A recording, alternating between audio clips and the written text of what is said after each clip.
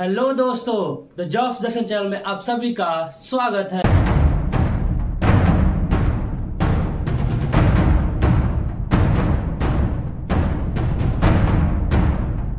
हम पढ़ रहे थे गैस के नियम के बारे में, या उसे हम कहते थे ग्राहम गैस नियम। तो उसी को आगे बढ़ाते हुए हम आज में कुछ महत्वपूर्ण जो नियम होते हैं उसके बारे में एक एक करके आगे पढ़ेंगे कि कौन कौन से नियम इसमें उपलब्ध हैं और इसमें कौन कौन से बातों को हमें ध्यान में रखना है, जो हमारे एग्जाम के दृष्टिकोण से बहुत बहुत जरूरी होता है। चलिए बात करते हैं। सबसे पहले जो गैस का नियम में आता है वो उसका नाम है बॉयल नियम। क्या नाम है? बॉयल का नियम। उसके बाद बात करते हैं कौन सा नियम है, तो चार्ल्स का नियम। कौन सा? चार्ल्स का नियम। उसके बाद तीसरे नंबर पे कौन सा है? एवोगाद्रो का नियम। कौन सा? एवोगाद्रो का नियम। फिर बात करते हैं कौन सा है? आदर्श गैस का नियम। कौन सा? आदर्श गैस का नियम। तो आज हम दो के बारे में पढ़ेंगे। कौन कौन? बॉयल का नियम और उसके बाद चार्ल्स का नियम। तो दोनों नियम में आखिर नियम तो है, लेकिन किसके लिए नियम है? तो यह नियम है गैस के लिए। तो गैस में आखिर क्या क्या होता होगा? तो गैस में सबसे पहला बात होता है उसके अणुओं की संख्या। किसी गैस में कितने अणु उपस्थित है इसके बारे में जानकारी। उसके बाद फिर बात करते हैं और गैस में क्या क्या होता है। तो गैस में दबाव होता है यानी प्रेशर। फिर क्या होता है? टेम्परेचर यानी तापमान। और क्या हो सकता है आपका? उसके अणुओं की संख्या। और उसके बाद हम बात करेंगे आगे उसका वॉल्यूम। तो ये सब चीजें आपका गैस में एक उपलब्ध होता है और इसी के बारे में हम इसमें चर्चा करेंगे। आखिर इन सब बातों पर कैसे ये नियम निर्भर करता है। तो सबसे पहला बात करते हैं बॉयल का नियम। तो बॉयल का नियम में सब किसने दिया था? तो रॉबर्ट बॉयल ने दिया था। कब? तो 1662 में दिया था। ठीक है, तो थोड़ा सा आगे पीछे इसमें हो सकता है कि कहीं पे 1665 लिखा हो सकता है, कहीं 1662। तो ये चीज आपका साइंस को ये चीज है कि इसमें क्लैरिफाई है, पूरा अच्छे से डिफिनेशन दिया कि इसी समय दिया गया है। थोड़ा सा आगे पीछे हो सकता है, तो इसलिए यहाँ पे लिखा गया है 1662 में दिया गया था बॉयल के द्वारा बॉयल का नियम। तो आखिर इसमें बात किस चीज की गई है? सबसे पहला तापमान यानी टेम्परेचर। उसके बाद number of mole of gas यानी गैस में मोलों की संख्या, उसके अणुओं की संख्या। उसके बाद वॉल्यूम। उसके बाद बात किया गया है किसका? उसके बाद बात किया गया है प्रेशर। इन सब चीजों के बारे में बात की गई है कि आखिर गैस में इन सब चीजों पे क्या निर्भरता है और कैसे इस पे काम किया जाता है। तो सबसे पहले देखिए कि इसमें क्या लिखा हुआ है कि निश्चित ताप पर किसी गैस के निश्चित मात्रा का आयतन, गैस के निश्चित मात्रा का आयतन दाब के व्युत्क्रमानुपाती होता है। तो आखिर व्युत्क्रमानुपाती और समानुपाती में क्या अंतर है?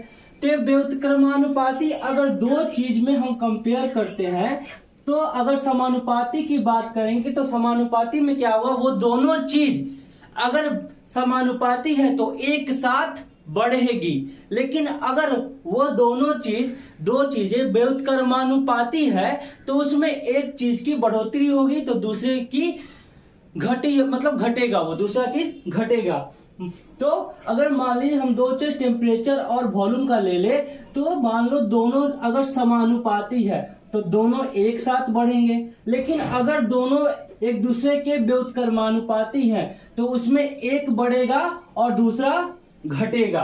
ठीक है, तो यहाँ पे क्या बोला गया है कि ताप उसका निश्चित होगा यानी स्थिर होगा, और इस कारण से जो गैस का आयतन है वो दाब के व्युत्क्रमानुपाती होगा। ठीक है, तो यहाँ कंपेयर किससे किया गया है? उसके आयतन से, गैस के आयतन से। ठीक है, तो बॉयल्स लॉ में क्या हो गया? कांस्टेंट कौन कौन हो गया?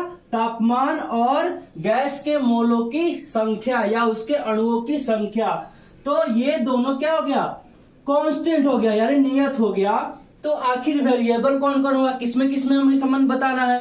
तो ये बताना आपके वॉल्यूम और प्रेशर यानी आयतन और दाब में, जो कि एक दूसरे के विपरीत है यानी अपोजिट है यानी व्युत्क्रमानुपाती है।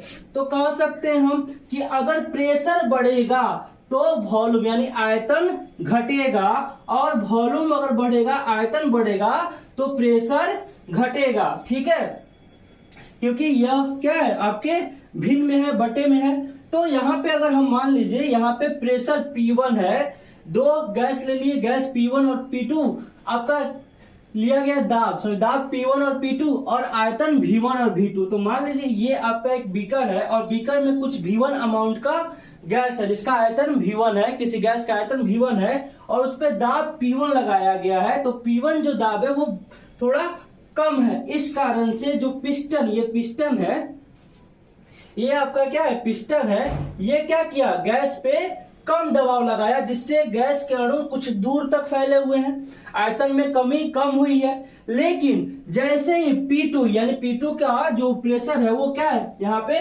बढ़ गया है, जिस कारण से क्या हुआ, आपका यहाँ पे ये पिस्टन ज्यादा अमाउंट में क्या कर रहा है, दबाव लगा रहा है और आपका जो आयतन है वो कंप्रेस हो गया, दब गया है और गैस के अणु जो क्या हो गए, सिकुड़ गए हैं, बहुत ज्यादा सिकुड़ गए हैं। तो हम कह सकते हैं यहाँ पे जो P1 है वो क्या है, P2 से कम है, जबकि आपका V1 है जो V2 से ज्यादा है। ठीक है, क्यों, क्योंकि यहाँ पे एक दूसरे के दोनों अपोजिट है। अब यहाँ पे इसका के हम V बराबर जो व्युत्क्रमानुपाती लिया गया 1/P के, तो जो व्युत्क्रमानुपाती के बदले हम के एक नियतांक ले लेते हैं यानी कांस्टेंट, तो लिख सकते हैं हम V बराबर K इंटू 1/P। तो हम ऐसा भी लिख सकते हैं K बराबर VP। तो यहाँ पे कंपेयर किया गया है दो गैसों में, यदि किसी गैस का दाब P1 और P2 कर दिया जाए तथा आयतन V1 और V2 कर दिया जाए तो क्या होगा। तो हम K बराबर V1 और P1 लिख सकते हैं समीकरण 1 में, और दूसरे में लिख सकते हैं K बराबर V2 और P2। तो K तो क्या है, दोनों में समान है।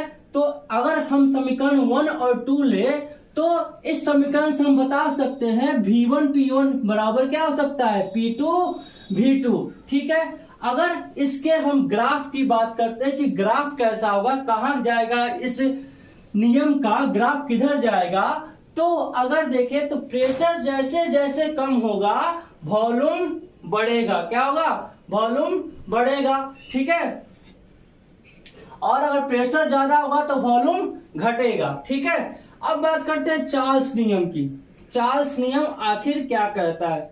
ठीक है, आगे इसके में चार्ल्स नियम की, तो चार्ल्स नियम में सन 1787 में, किसने, कब, सन 1787 में फ्रांस के वैज्ञानिक थे कौन, जे चार्ल्स ने इस नियम का प्रतिपादन किया था। तो आखिर इसमें भी उसी चीज का सब निर्भरता हुई गैस की। तो यहाँ पे भी लिखा गया है निश्चित दाब, यहाँ पे क्या था आपका ताप, लेकिन यहाँ पे क्या है, दाब। निश्चित दाब पर गैस के दिए गए द्रव्यमान का आयतन इसके परम ताप यानी एब्सोल्यूट टेम्परेचर के समानुपाती होगा। तो समानुपाती को हम लोग क्या पढ़ा था कि दोनों चीजें अगर बढ़ती है तो एक साथ बढ़ेंगी। तो परम ताप यानी T निकालने के लिए हम क्या करते हैं, temperature T degree Celsius plus 273.15, इसको हम ऐड कर देते हैं तो आपका मान डिग्री सेल्सियस में निकल जाता है। ठीक है, आपका डिग्री सेल्सियस में निकल जाता है अगर हमें केल्विन से दर्शाना हो। ठीक है, तो यहाँ पे अगर डिग्री सेल्सियस निकाला तो उसको हम माइनस कर देते हैं। तो चार्ल्स लॉ में कौन कौन सा आपका कांस्टेंट है, तो दाब और नंबर ऑफ यानी मोलों की टोटल संख्या जो गैस के होंगे। तो यहाँ पे दाब और गैसों का मोल या संख्या उसका नियत है, कांस्टेंट है। अब कह रहे हैं इससे क्या होगा, तो जो वॉल्यूम है, आयतन है, वो तापमान के समानुपाती होगा, यानी वॉल्यूम बढ़ेगा तो तापमान भी बढ़ेगा।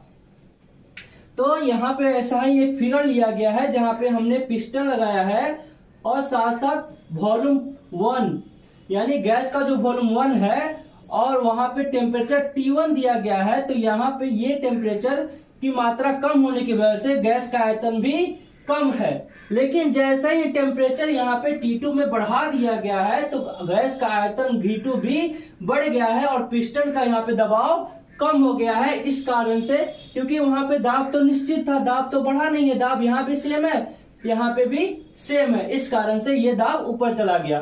ठीक है, टेम्परेचर बढ़ने के कारण। तो कह सकते हैं V1 जो है V2 से छोटा है, यानी V2 V1 से बड़ा है और T2 भी T1 से ज्यादा है। तो यहाँ पे इसका एक तरीका लिया, यदि किसी गैस का ताप T1 से T2 कर दिया जाए, एग्जांपल सेट करने के लिए लिया गया है, यदि किसी गैस का ताप T1 से T2 किया जाता है तो उसका आयतन भी V1 से V2 हो जाता है। तो अगर इसको हम कंपेयर करते, तुलना करते एक दूसरे से, तो K बराबर V1 बाई T1 लेते हैं समीकरण 1 में, और K बराबर V2 बाई T2 लेते हैं समीकरण 2 में। ठीक है, तो दोनों समीकरण को अगर हम तुलना करते हैं तो लिख सकते हैं इस K के बदले V1 बाई T1 और इस K के बदले V2 बाई T2। तो हमने क्या बोला, इसका आखिर ग्राफ कैसा जाएगा जब दोनों एक साथ बढ़ रहा है। तो यहाँ पे इसका ग्राफ है, मान लीजिए यहाँ पे ये क्या है, एक्सिस है हमारा, और यहाँ पे हमने V1 लिया, तो यहाँ पे आपका T1 जैसे 1 2 होता है, तो ये आपका फिर यहाँ पे जैसे जैसे वॉल्यूम बढ़ रहा है वैसे वैसे यहाँ पे टेम्परेचर बढ़ रहा है। तो ये वाला ग्राफ नीचे से ऊपर जा रहा है, जबकि यहाँ पे बॉयल के नियम में क्या हो रहा है, ग्राफ ऊपर से नीचे आ रहा है। ठीक है, तो ये आपका आज का कुछ इस नियम, गैस का नियम था कुछ 2 बिंदुओं पर। आगे हम 2 बिंदुओं को कल इसमें चर्चा करेंगे। आज के वीडियो के लिए धन्यवाद। द जॉब सेक्शन चैनल को लाइक शेयर एंड सब्सक्राइब कीजिए और ऐसे वीडियो देखने के लिए हमेशा चैनल पे बने रहिए।